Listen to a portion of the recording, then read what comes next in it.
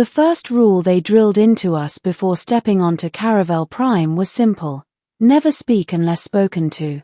The second rule was worse: never joke. Caravel Prime was not a place that understood humor. It was the capital world of the Aurelian Dominion, an empire that had ruled half the galaxy for nearly 3,000 cycles. Their cities rose like blades of light from obsidian plains, their skies filled with silent starcraft shaped like predatory birds. Everything about the Aurelians was precise, deliberate, and sharp, especially their politics. I was there because humanity had finally been deemed useful. Not equal. Not respected. Just useful. As a junior cultural liaison, my job was mostly ceremonial: stand behind diplomats, look harmless, and try not to embarrass the entire species. I'd spent 6 months memorizing etiquette protocols, learning which gestures meant respect and which could start wars, and practicing silence until it felt like a second language. None of that prepared me for the Queen. She entered the Hall of Ascension without announcement, without guards calling her name. The air itself seemed to react, lights dimmed, sound softened, and every Aurelian in the chamber dropped to one knee in perfect unison. I hesitated half a second too long before following. Queen Serelith of the Aurelian Dominion was taller than most humans, her form encased in living armor that shifted like liquid metal. A circlet of crystalline fire hovered above her brow, glowing softly with internal light. Her eyes, 4 of them, arranged in an elegant arc, swept the room with calm, predatory intelligence. She was power made visible. The diplomats began their rehearsed greetings, reciting alliances, trade routes, and mutual threats. I tuned most of it out, focused instead on staying invisible. That was my mistake. At some point, the Queen's gaze landed on me. Not briefly. Not dismissively. She stopped. Her eyes narrowed slightly, studying me like a curious anomaly. "You," she said, her voice resonant, layered with harmonics that vibrated through my bones. The small one behind the speaker. Every head turned, including mine, stupidly, as if she might be talking about someone else. "Yes. Your Radiance," I managed. A murmur rippled through the court. Humans were rarely addressed directly, and never casually. "You have been watching me," Serelith said. "Why?" My training screamed at me to bow, to apologize, to beg forgiveness. Instead, nerves and exhaustion collided with something reckless deep in my chest. I smiled. "Hard not to," I said. "You have a very commanding presence." The chamber froze. Aurelian humor, as far as we knew, did not exist. Compliments were formalized. Anything casual, especially from a lesser species, was considered either ignorance or insult. The Queen stepped closer. "Explain," she said. My mouth moved faster than my brain. "Well, where I come from, rulers usually try to look approachable.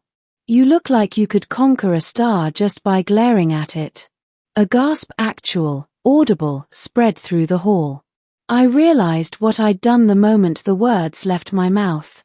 I had commented on the Queen's authority, and questioned its presentation, which, under Aurelian law, was dangerously close to a challenge. Silence stretched. Then Queen Serelith smiled. It wasn't wide. It wasn't warm. But it was unmistakable. "Repeat that," she said softly. My heart pounded so loudly I was sure the microphones picked it up. I swallowed. "With respect," I said, choosing my words carefully now, "you don't need to look approachable. Everyone already knows you're in charge." Her smile deepened. Around us, the court whispered frantically. Advisors exchanged alarmed glances. One of the translators fainted. The Queen raised a hand, and silence returned instantly. "In my empire," Serelith said, "any being who questions the nature of the throne, intentionally or not, invokes the right of clarification." I had no idea what that was, But the way everyone stiffened told me it was bad. What does that mean? I asked. It means, she said, you must speak freely before me. No rehearsed answers. No diplomacy. Tell me what you truly think of my rule. My superiors looked like they might kill me themselves to avoid the fallout. I took a breath. You rule by fear, I said slowly. It works. But it's lonely. The words echoed through the hall. Serelith did not interrupt. Did not threaten. She listened. People kneel because they must, I continued. Not because they choose to. That kind of power keeps empires stable, but brittle. One crack, and everything shatters. When I finished, I realized my hands were shaking. The Queen studied me for a long moment. Then she did something no one expected. She dismissed the court. The massive doors sealed behind us, leaving just the two of us in the vast hall. My pulse roared in my ears. You should be dead, Serelith said calmly. Do you know that? Yes, I replied. Frequently. She circled me slowly. Yet I find your honesty refreshing. My advisors fear me too much to speak truth. That's the problem with absolute power, I said. Everyone lies to keep it. She stopped in front of me. You have challenged my throne, she said. Not with weapons, but with words. I bowed my head. I didn't mean to. But you did, she replied. And by our laws, such a challenge must be resolved. I looked up. How? She extended a hand.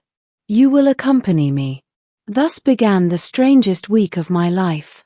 I was brought into the Queen's private orbit, attending strategy sessions, witnessing judgments, observing decisions that shaped entire systems.